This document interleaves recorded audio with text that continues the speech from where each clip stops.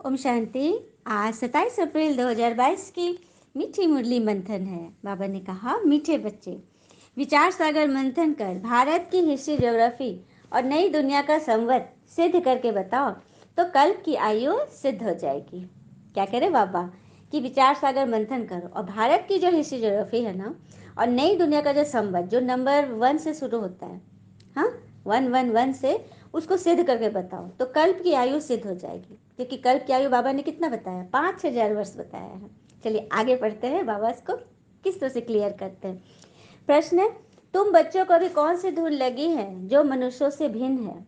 तो हमें धुन है कि विश्व का बेड़ा जो डूबा हुआ है उसे हम सैल्वेज करें, सबकी रक्षा करें, सबको सच्चे सच्चे सत्यनारायण की कथा व अमर कथा सुनाएं, जिससे सबकी उन्नति हो। इतने बड़े बड़े महल, बिजली आदि सब कुछ है, परंतु उन्हें यह पता ही नहीं है कि यह सब आर्टिफिशियल झूठी उन्नति है, माया का पंप है ना।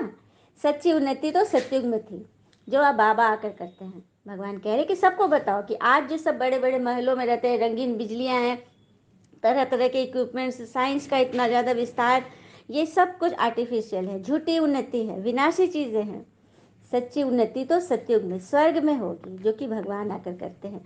और गीत है आज की मुरली का, आखिर वो दिन आया, आज आखिर वो दिन आया, जिस दिन का रसता तकता था, जिसका था मोहताज, आखिर वो दिन आया। ओम शांति। तो गरीब निवाज आया तो सही, परंतु कोई सही तिथि तारीख नहीं लिखते हैं। कोई डेट संवत तो होना चाहिए ना। जैसे बताते हैं आज फलानी तारीख, फलाना मास, फलाना संवत है, तो गरीब निवाज दीनानाथ कब आया यह तो लिखा ही नहीं है। हाँ, सबके बारे में पता है, जितने धर्मपिता लोग आए, स्थापक आए, सबके बारे में डेट, डेटा सब कुछ मालूम है, लेकिन परमात्मा कब आए यह तो किसको पता ही नहीं। वही बाबा कह रहे हैं। जैसे लक्ष्मी नारायण सतयुग आदि में थे तो उनका भी संवत होना चाहिए ना। इनका फलाने संवत में राज्य था। हाँ, सबका अपना अपना संवत होता है। गुरु नानक का भी लिखा होगा फलाने संवत में जन्म लिया। संवत बिगड़ तो पता नहीं पड़ता। ये लक्ष्मी नारायण भारत में राज्य करते थे तो जरूर संवत होना चाहिए। तो इनका संवत माना स्वर्ग का संवत। लक्ष्मी नारायण ने सतयुग में राज किया। किस संवत से किस संवत तक कहे तो भी 5,000 वर्ष ही कहेंगे। गीता जयंती का थोड़ा फर्क करना पड़ता है। शिव जयंती और गीता जयंती में फर्क नहीं है, कृष्ण जयंती का फर्क पड़ेगा। क्योंकि शिव और गीता जयंती सेम है। ये शिव ही आकर के गीता उच्चारण करते हैं ना, तो दोनों की जयंती तो सब बराबर होगी। और फिर शिव जयंती, गीता जयंती जब होती है तब फिर कृष्ण जयंती होता है। कृष्ण का जन्म गीता से ही तो हुआ। तो लक्ष्मी नारायण का वही संवत लिखना होगा। यह भी विचार सागर मंथन करना है। पब्लिक को कैसे बताएं? लक्ष्मी नारायण का क्यों नहीं संवत दिखाते हैं? विक्रम संवत दिखाते हैं, बाकी विक्रमा जी संवत कहाँ है? क्या बात है, विक्रम संवत दिखाते हैं, द्वापर से दिखाते हैं, लेकिन सतयुग में विक्रमा जी संवत है। जब हम विक्रमा जीत पाते, विक्रमों पे जीत पाते हैं स्वर्ग में, उसका संवत पता नहीं है। अभी तुम बच्चों को ये अच्छी तरह मालूम है। भारत की हिस्ट्री, ज्योग्राफी, नई दुनिया का संवत भी दिखाना चाहिए। नई दुनिया में राज्य था आदि सनातन देवी देवताओं का, तो उनका संवत भी करना चाहिए ना। हिसाब करेंगे तो उनको 5,000 वर्ष हुआ। यह सिद्ध कर बताने से कल्प की आयु सिद्ध हो जाएगी और लाखों बरस जो लिखा हुआ है वह झूठा हो जाएगा। यह बातें बाबा आकर समझाते हैं, जो मनुष्य सृष्टि का बीज रूप है, सृष्टि के आदि मध्य अंत के जो ज्ञाता है। लक्ष्मी नारायण की डिनेस्टी को 5,000 वर्ष हुआ और 3,750 वर्ष हुए राम सीता को। फिर आगे उनकी डिनेस्टी हुई। सतयुग में श्री कृष्ण का राज, श्री कृष्ण नंबर 1 प्रिंस, और उसके बाद त्रेता युग में राम जी का राज। तो कृष्ण और राम में क्या अंतर है इसको समझना होगा। कृष्ण जी के पर कितनी ज्यादा विपदा आई, कितना कष्ट हुआ, हमेशा उनके जान पर ही जोखिम था, सब उसको मारना चाहते थे। किस तरह उसके बाद राधा को भी उनको छोड़ना पड़ा, लेकिन कभी भी उनके चेहरे पर मायूसी नहीं थी। कभी कृष्ण जी का चेहरा कभी मलिन मलिन दिखा, दुखी दिखा नहीं। लेकिन जब त्रेता में आ गए, सतयुग के बाद जब त्रेता आया, 1250 वर्ष जब बीत गया सतयुग का, तो राम जी इस स्टेज में, हम सतयुग में 16 कला थे और त्रेता में 14 कला हो गए। तो राम जी का चेहरा याद कीजिए, उनका चेहरा हमेशा खुशनुमा नहीं दिखाया गया है। बिछोह में, दर्द में, हाँ, क्वेश्चन में, किसी की बात में आना, ये सब डिटोरिएशन है, मतलब आत्मा की स्टेज की नीचे जो गिरना शुरू हुई उसकी स्टेज है। लेकिन श्री कृष्ण जी को हमेशा चैन की बंसी बजाते दिखाते हैं, और राम जी हमेशा तीर धनुष लेकर तैयार योद्धा हैं। लेकिन श्री कृष्ण जी सच्चे, मतलब मौज करने वाले और कराने वाले हैं। तो ये है, आत्मा जब नीचे उतरती है ना, तो ये स्थिति होती है। तुम जानते हो हम सभी देवी देवता थे जो चक्र लगाकर अब ब्राह्मण बने हैं। यह हिस्ट्री ज्योग्राफी अच्छी तरह समझानी है। ब्राह्मण से फिर देवता बनते हो। हाँ, सीढ़ी के चित्र में संवत लिखा हुआ है। भारत का संवत ही गुम हो गया है। जो पूज्य थे उनका संवत ही गुम कर दिया। पुजारियों का संवत शुरू हो गया, ये भी बात सच है। पुजारियों का संवत द्वापर से शुरू हो गया, लेकिन जो पूज्य थे देवी देवता उनका संवत गुम कर दिया। अब देखो, अशोक पिल्लर कहते हैं। द्वापर में अशोक तो कोई है ही नहीं। अशोक माना शोक रहित, जिसको कोई शोक न हो। तो अशोक पिल्लर तो आधा कल्प सतयुग त्रेता तक चला। मतलब सतयुग में अशोक पिल्लर होना चाहिए जहाँ कोई शोक नहीं हो। उनकी ये महिमा है। हाँ, यहाँ तो दुख ही दुख है। अशोका होटल भी नाम रखा है, परंतु है नहीं, मैंने होटल का भी नाम है अशोक, वहाँ कोई शोक नहीं है। आधा कल क्षण भंगुर सुख को अशोक कह देते हैं। यहाँ अशोक कुछ है नहीं। मांस मदिरा गंध खाते रहते हैं, कुछ भी समझते नहीं कि हम दुखी कैसे हुए, कारण क्या है। अभी तुम समझते हो, यह बात सुनेंगे वही जो कल पहले स्वर्ग में सुखी थे। जो वहां थे नहीं वह सुनेंगे भी नहीं, यह भी बात सच है। जो स्वर्ग के वासी थे, जो देवी देवता कुल के थे, वही यह राज सुनेंगे, बाकी तो कोई सुनेंगे ही नहीं। जिन्होंने भक्ति पूरी की होगी वह कुछ न कुछ आकर शिक्षा लेंगे, ये भी बात सच है। जो सच्चे भक्त भी होंगे वो कुछ न कुछ आकर ले लेंगे अंजलि। नॉलेज को सुनकर लोग खुश होंगे। चित्र पर क्लियर है, संवत भी लिखा हुआ है। ब्रह्मा विष्णु का जन्म भी यहाँ होना चाहिए। बाकी शंकर तो सूक्ष्म वतन के हैं और शिव है मूल वतन के, परम धाम के। सूक्ष्म मूल को भी कोई जानते नहीं, इसलिए शिव और शंकर को मिला दिया है। तो शिव है परमपिता परमात्मा और शंकर है देवता, तो दोनों को मिला न सके। एक पिता है और एक बच्चा है। हाँ, कोई बच्चा अपना पिता कैसे बन सकता है। हाँ, पिता के जैसा बन सकता है, लेकिन पिता के पिता नहीं बन सकता, ये भी बात सच है। शिव जी का अपना धाम है, हाँ, परम धाम में रहते हैं। और शंकर जी कहाँ रहते हैं, सूक्ष्म तन में रहते हैं। शंकर जी का शरीर है, देह है, हमने देखा है, नाग गले में लपेटे, बाघ छला, सर पे जटा। और शिव, शिव का तो कोई रूप ही नहीं है, शिव तो निराकार है। और फिर है शिव रात्रि कहते हैं, शिव आते हैं रात्रि में। अगर शिव और शंकर एक है तो कहीं शंकर रात्रि कह दे, तो ये तो कहीं वर्णन नहीं है। फिर है शिव पुराण है, शिव के बारे में जो ग्रंथ लिखे गए, लेकिन कहीं शंकर पुराण नहीं है। ओम नमः शिवाय, यदि दोनों एक है तो कहीं ओम नमः शंकराय करके जाप कर लो, बिल्कुल नहीं। तो ऐसे ऐसे बहुत सारे भेद हैं जो हमें हमारे बुद्धि के चक्षु खोलते हैं, ज्ञान चक्षु। तो हम समझेंगे, क्योंकि मनुष्य का बुद्धि इतना पत्थर बुद्धि हो गया ना कि जो बता दिया गया, जो लिख दिया गया, बस उसको परंपरा से निभाते आ रहे। और डर लगता है, भय इतना लगता है, मतलब देवी देवता की पूजा करने में इतना भय। अरे जिनके पास क्रोध नाम का चीज नहीं है, जिसको पता नहीं, जिसको उनकी अविद्या है, उससे डर कैसा। हाँ, हमसे गलती हुई, हम क्षमा मांग लेंगे, आगे बढ़ जाएंगे, माता पिता है हमारे, डरने की कोई बात नहीं है। तो अब लोगों को कैसे समझाए, बेसमझ को ही समझाया जाता है। तुम समझते हो भारत पहले क्या था, फिर डाउनफॉल कैसे हो गया। दुनिया तो समझती है हमने बहुत उन्नति की, आगे तो इतने बड़े महल बिजली आदि कुछ नहीं थी। अभी तो बहुत उन्नति में जा रहा है, क्योंकि उन्हों को तो यह पता ही नहीं कि आर्टिफिशियल झूठी उन्नति है, सच्ची उन्नति तो सतयुग में थी। यह समझाना है, वे अपनी धुन में है, तुम्हारी धुन अपनी है। तुमको खुशी है तो विश्व का बेड़ा जो डूबा हुआ है उसको हम कैसे पार लगाए। मतलब हमारा ध्यान तो बस सेवा पर है। बाबा हमें सत्यनारायण की कथा व अमर कथा फिर से सुनाते हैं। भक्ति मार्ग में तो अनेक कथाएं सुनाते हैं। तुम समझते हो ये सब झूठी कथाएं हैं जिससे कोई फायदा नहीं। या साथ शादी पढ़ते आए फिर भी सृष्टि तो तमो प्रधान ही होती है, ये भी बात सच है। अब जब ये शरीर हमें मिला है, ये शरीर जब छूटेगा तो जो कुछ भी हमने यहाँ पढ़ा है लिखा है वो सब यही छूट जाएगा ना। हाँ, इसी शरीर के साथ छूट जाएगा ना। फिर जब हम नया जन्म लेंगे तो फिर शुरू से क ख ABCD फिर से पढ़ेंगे। तो जो कुछ पढ़ा, बहुत बड़े स्कॉलर थे हम इस जन्म में, लेकिन वो सब मिट्टी में मिल गया, कुछ भी तुम्हारे साथ नहीं गया। हमको फिर से नई पढ़ाई पढ़नी है। लेकिन आत्मा ने जो पढ़ाई पढ़ा, आत्मा में जो संस्कार गए, कर्म जो थे आत्मा के, वो उस जन्म में भी काम किया। उसी के चलते हमें साहूकार जन्म मिलेगा या फिर गरीब के घर जन्म मिलेगा, है ना। तो आत्मा की पढ़ाई पढ़नी है, आत्मा ही वो संस्कार लेके जाती, चाहे कोई भी जन्म में जाए। तो यहाँ परमात्मा हमें वो पढ़ाई पढ़ा रहे हैं जिससे हम 21 जन्म के लिए स्वर्ग के संवत में आ जाएंगे, सतयुग में आ जाएंगे। हाँ, तो इसीलिए कुछ भी पढ़ो, कोई फायदा नहीं, कुछ भी साथ नहीं जाना है।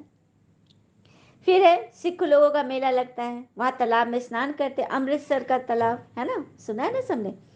तो वह गंगा जमुना आदि को नहीं मानते, कुंभ के मेले पर सिख लोग नहीं जाते, वो अपने तालाब पर जाते हैं। ये भी बात सच है, सब अपने अपने धर्म को मानते हैं। उनका फिर खास प्रोग्राम होता है, कभी उनको साफ करने भी जाते हैं। सत्युग में तो बातें होती नहीं, सत्युग में तो नदियाँ आदि बिल्कुल साफ रहती हैं। वहाँ कभी गंगा जमुना में गंद किचड़ा नहीं पड़ता। वहाँ के गंगा जल और यहाँ के गंगा जल में रात दिन का फर्क है। यहाँ तो बहुत किचड़ा पड़ा रहता है, लेकिन वहाँ तो सब कुछ, पूरी प्रकृति ही फर्स्ट क्लास होती है। तुम बच्चों को बहुत खुशी है, हमारी राजधानी ऐसी होगी। हम फिर से 5000 वर्ष बाद श्रीमत पर स्वर्ग की स्थापना कर रहे हैं। नाम ही है वैकुंठ स्वर्ग, जिसमें लक्ष्मी नारायण का राज्य था। शांति धाम अथवा निर्वाण धाम एक ही है। तुम जानते हो हम शांति धाम में कैसे रहते हैं। ऊपर में शिव बाबा, फिर ब्रह्मा विष्णु शंकर, फिर देवताओं की माला, फिर क्षत्रिय वैश्य शूद्र। निराकारी झाड़ से आत्माएं नंबरवार आती रहती है, ये सबको पता है ना। सबसे ऊपर कौन है? शिव बाबा। फिर उन्होंने किसकी रचना की? ब्रह्मा जी, विष्णु जी, शंकर जी। उसके बाद फिर नंबरवार देवताओं की माला, और फिर सत्युग में देवताएं हैं, और फिर त्रेता से शुरू हो गया क्षत्रिय वैश्य शूद्र। तो निराकारी झाड़ से आत्माएं नंबरवार आती हैं, जैसे जैसे जिसके नंबरिंग है, रैंकिंग है, उस अनुसार ऊपर परम धाम से सब आती रहती है। जो सत्युग में आने वाले नहीं है, वे पढ़ने के लिए कभी नहीं आएंगे। हिंदू धर्म ही जैसे अलग हो पड़ा है, किसको पता ही नहीं कि आदि सनातन देवी देवता धर्म था। वह धर्म कैसे और कब स्थापन हुआ, किसको पता नहीं। तुमको ये नॉलेज अब दी गई है कि दूसरे को भी समझाओ। चित्र तो बहुत सहज है, कोई को भी समझा सकते हो कि इन्होंने ये राज्य कब और कैसे लिया और कितने समय तक राज्य किया। राम सीता का भी होना चाहिए, फलाने संवत से फलाने संवत तक इन्होंने राज्य किया। पीछे फिर पतित राजाएं शुरू हो गए। यह देवताएं हैं मुख्य, जिनकी पूजा होती है। वास्तव में महिमा सारी एक पूज्य की होनी चाहिए, परमात्मा की, जिसने सबको ऐसा बनाया, देवी देवता बनाए, उनकी पूजा होनी चाहिए ना। भक्ति मार्ग में तो सबको पूजते रहते हैं, अपने अपने समय पर हर एक की महिमा होती है। मंदिरों में जाकर पूजा आदि करते, परंतु उनको जानते बिल्कुल ही नहीं। अभी तुम समझाते हो तो सुनकर खुश होते हैं, तब तो सेंटर्स खोलते हैं, समझते हैं इस नॉलेज से हम सो देवता बनेंगे। बाबा ने गरीबों को आकर साहूकार बनाया। बाबा आकर बच्चों को समझाते हैं, बच्चे फिर औरों को समझाकर उनका भाग्य खोले। बाबा कह रहे कि मैं अपने बच्चों को समझाता हूँ, अब तुम्हारा काम है कि सबको बताए। हाँ, सबको ये रहस्य बताए। तुम फिर ये सच्ची सत्यनारायण की कथा कंठ कर लो, बहुत सहज है। कौन सी सत्यनारायण की कथा? ये मुरली, यही तो है वो सच्ची सत्यनारायण की कथा, जिससे हम नर से नारी, नर से नारायण और नारी से श्री लक्ष्मी बनते हैं। बाकी कोई और कथा कहानी दंत कथाएं सुनने से कुछ भी नहीं होना। तो बाबा पहले तो कहते हैं मन मना भव, फिर बैठ हिस्ट्री समझाओ। बाबा ऐसे ऐसे युक्ति बताते हैं सेवा की। आओ तो हम आपको समझावे कि बाबा कैसे संगम युग पर आता है। ब्रह्मा तन में आके सुनाते हैं, किसको? ब्रह्मा मुख वंशावली को। मतलब ऐसे ऐसे बच्चों को समझाओ जो फिर देवता बनते हैं। 84 जन्म की कहानी है, ब्राह्मण से देवता बनते हैं, पूरी नॉलेज है। यह सुनकर फिर बैठ रिपीट करो, तो बुद्धि में सब आ जाएगा कि हम देवता थे। और फिर ऐसे चक्र लगाया। यह है सत्यनारायण की कथा, कितनी सहज है। कैसे राज्य लिया, फिर कैसे गवाया, ये बात भी सहज है। हमने क्यों गवा दिया? जब संस्कार हमारे गिर गए, हम विकारों में चले गए, हम अच्छी बात को भी बहुत ताना देकर, टोक कर, बहुत विचित्र तरीके से बोलते हैं, जिसका कोई असर नहीं होता और ही मेरा नुकसान हो जाता है। चलिए एक कथा सुनते हैं। एक बार की बात है, एक सुंदर वन में ना एक एक पेड़ था, वृक्ष था, जिस पर एक सुगरी चिड़िया रहती थी। हर साल की तरह उसने अपने लिए एक शानदार घोंसला तैयार किया था। अचानक होने वाली बारिश और ठंड से बचने के लिए उसे चारों तरफ से घास फूस से अपने को ढक लिया। हम्म घोंसला तैयार किया। सब कुछ ठीक चल रहा था। एक दिन अचानक ही बिजली कड़कने लगी और देखते देखते घनघोर वर्षा होने लगी। बेमौसम आई बारिश से ठंड भी बढ़ गई। सभी जानवर अपने अपने घरों की तरफ भागने लगे। सुग्री भी तेजी दिखाते हुए अपने घोंसले में वापस आ गई और आराम करने लगी। हाँ, अभी कुछ ही वक्त बीता था कि एक बंदर खुद को बचाने के लिए पेड़ के नीचे आ पहुंचा। सुग्री ने तो अपना घोंसला बनाया था, उसको ना घास फूस से ढक ली थी। उसके अंदर बहुत ठंड, एकदम तूफान जैसा हवा चल रहा था। सुग्री ने बंदर को देखते ही कहा, तुम इतने होशियार बने फिरते हो तो भला ऐसे मौसम से बचने के लिए घर क्यों नहीं बनाते? यह सुनकर बंदर को गुस्सा आया, लेकिन वह चुप ही रहा और पेड़ की आड़ में खुद को बचाने का प्रयास करने लगा। थोड़ी देर शांत रहने के बाद सुग्री फिर बोली, पूरी गर्मी इधर उधर आलस में बिताते हो, अच्छा होता अपने लिए घर बना लेते। यह सुनकर बंदर ने गुस्से में कहा, तुम अपने से मतलब रखो ना, मेरी चिंता मत करो। सुग्री शांत हो गई। अब बारिश तो रुकने का नाम ही नहीं ले रही थी। हवाएं भी तेज चल रही थी। बेचारा बंदर ठंड से कांप रहा था और खुद को ढकने की भरसक कोशिश कर रहा था। पर सुग्री ने तो जैसे कि उसको ताने देने का, छेड़ने की कसम ही खा रखी थी। फिर बोली, कार कि तुमको थोड़ी अकल होती तो आज इस हालत में। अब बंदर का एकदम गुस्सा आ गया। एकदम चुप, अपना ये बार बार फुसफुसाना बंद करो। ये ज्ञान की बातें अपने पास रखो और पंडित बनने की कोशिश मत करो। अब तक पानी काफी गिर चुका था। बंदर बिल्कुल भीग गया था, बुरी तरह कांप रहा था। इतने में सुगरी से फिर भी नहीं रहा गया। फिर बोली, कम से कम अब तो घर बनाना सीख लेना। हाँ, इतना आलस्य में क्यों रहते हो? इतना सुनते ही बंदर को आओ देखा न ताओ, वह पेड़ पर चढ़ने लगा और गुस्से में बोला, भले मैं घर बनाना नहीं चाहता, लेकिन मुझे तोड़ना अच्छे से आता है। और ये कहते उसने सुगरी का घोंसला तहस नहस कर दिया। अब सुगरी भी बंदर की तरह बेघर हो चुकी थी और ठंड से कांप रही थी। तो ये कहानी में हमें क्या शिक्षा मिल रही है? हाँ, ऐसा बहुत बार होता है ना कि लोग मुसीबत में पड़े व्यक्ति की मदद करने की बजाय उसे दुनिया भर की नसीहतें देने लगते हैं। हाँ, उसका परिणाम क्या हुआ हम सब ने देखा। चलो, एक बार बोले, दो बार बोले, लेकिन बार बार बार बार परिस्थिति के उस समय, करंट सिचुएशन में नहीं बोलना है। तो ये भी एक विकार है। इस कारण से भी हमने राज्य गंवा लिया, क्योंकि अपना धैर्य नहीं, संयम नहीं, कहाँ पे कितना बोलना है, क्या बोलना है ना? तो यही सब तो भगवान हमें इस ज्ञान से सिखा रहे हैं। अब बाबा कहते हैं मुझे याद करो तो खाद निकल जाएगी। जितना खाद निकलेगी उतना ऊंच पद पाएंगे। नंबरवार समझते हैं। बाबा जानते हैं कौन कौन अच्छी रीति बुद्धि में धारण कर सकते हैं।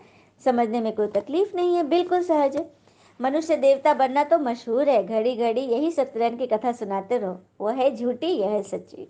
मतलब सच्ची कथा सुनाओ जिससे कि देवता बने। हाँ, और घर गृहस्थ में रहो, जब धारणा हो जाए तो फिर सर्विस करना। कहते भी है ना, 4 सब्जेक्ट है, ज्ञान, योग, धारणा, सेवा। सबसे पहले ज्ञान। ज्ञान समझो, परमात्मा कैसे आते हैं, कब आते हैं, क्या करते हैं, हमारा क्या ऑक्यूपेशन है, इस ज्ञान को समझे। उसके बाद योग। योग करेंगे तो बाबा से हमें शक्ति मिलेगी। और ज्ञान और योग हमारा परफेक्ट हुआ तो फिर धारणा होगी।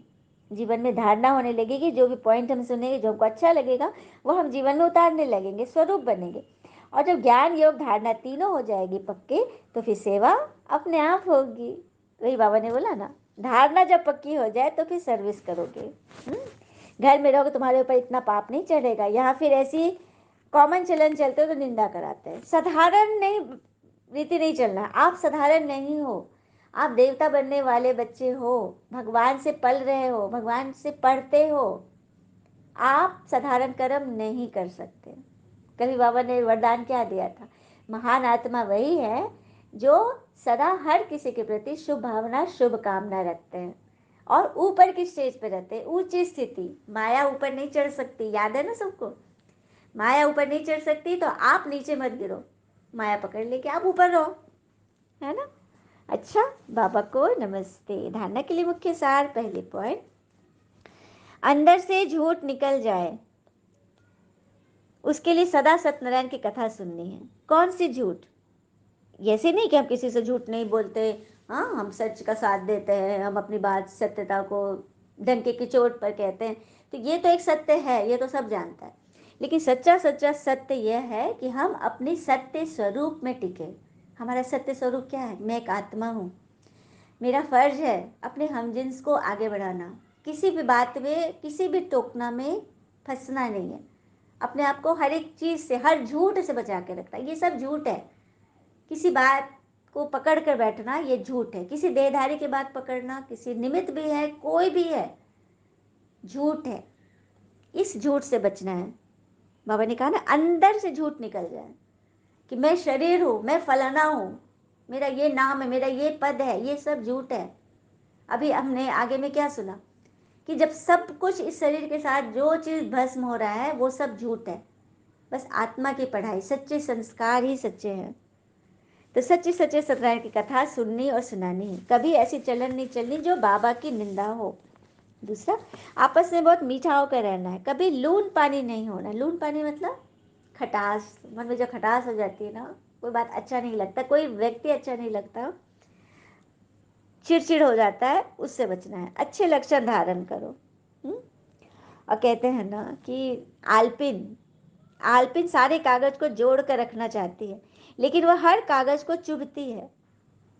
इसी प्रकार जो व्यक्ति सभी को जोड़ कर रखता है वो सभी की आंखों में चुभता है। तो आप सब कुछ अच्छा करने की कोशिश करोगे, लेकिन आप सबकी नज़र में गड़ोगे भी, तो उसकी परवाह नहीं करनी है। अभी हमने क्या सुना, झूठ है। कोई आपसे चिढ़ रहा है, गुस्सा कर रहा है, टोक रहा है, पीछे निंदा कर रहा है, वो सब झूठ है। ठीक है, ये सब ड्रामा चल रहा है, माया का खेल है, उसमें फंसना नहीं है। खेल में तो मजा आता है ना। तो अच्छे अच्छे लक्षण धारण करो, फिर सेवा करो। तो सबको अच्छे लक्षण धारण करने हैं ना। वरदान, ब्राह्मण जीवन में बधाइयों की पालना द्वारा सदा वृद्धि को प्राप्त करने वाले पद्म पदम भाग्यवान भव। ब्राह्मण जीवन में बधाइयों की पालना द्वारा सदा वृद्धि को प्राप्त करने वाले पद्म पदम भाग्यवान भव। कैसे? तो संगम युग पर विशेष खुशियों भरी बधाइयों से ही सब ब्राह्मण वृद्धि को प्राप्त कर रहे हैं। खुशियों भरी बधाइयाँ। खुशी किससे मिलती है? खुशी हमारी निजी प्रॉपर्टी है, परमात्मा ने पहले हमें दी है, और हम उसको बराबर बनाए रखते हैं सेवा करके।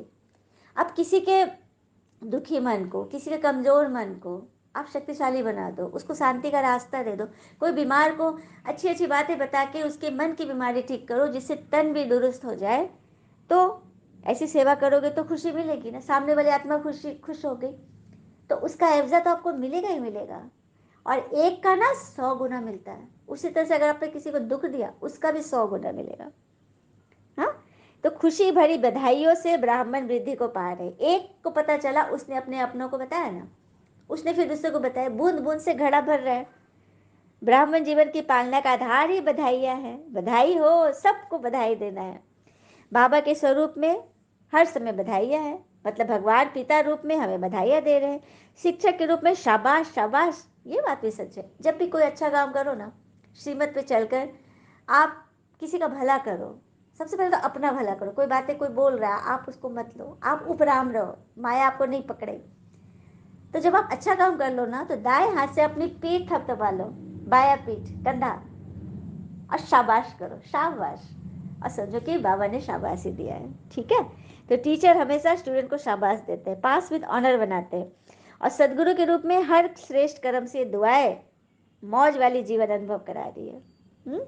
इसीलिए आप क्या हो गए? पद्म पदम भाग्यवान हो गए ना, क्योंकि भाग्य विधाता भगवान के बच्चे संपूर्ण भाग्य के अधिकारी बन गए। स्लोगन, सच्ची सेवा द्वारा सर्व की आशीर्वाद प्राप्त करने वाले ही तकदीरवान हैं। सच्ची सेवा करो, सच्ची सेवा। ये नहीं कि हम सोचते हैं कि हमने तो बहुत अच्छा बोला, बहुत अच्छा किया, फिर भी उन्होंने हमारे साथ अच्छा नहीं किया। तो जरा आप अपने आप से पूछिए, क्या आपने उनके बारे में अच्छा सोचा? जब तक आप किसी के बारे में अच्छा नहीं सोचेंगे, आपके संबंध मधुर नहीं हो सकते। तो सच्ची सेवा यही है, सोचना है सबके लिए अच्छा, तभी हमें सर्व की आशीर्वाद प्राप्त करे मिलेगी, और हम तकदीरवान बन जाएंगे। अच्छा, ओम शांति। शुक्र मीठे बाबा, वो बाबा के प्यारे प्यारे बच्चे। थैंक यू बाबा, ऑल इज़ वेल ऑलवेज। ओम शांति।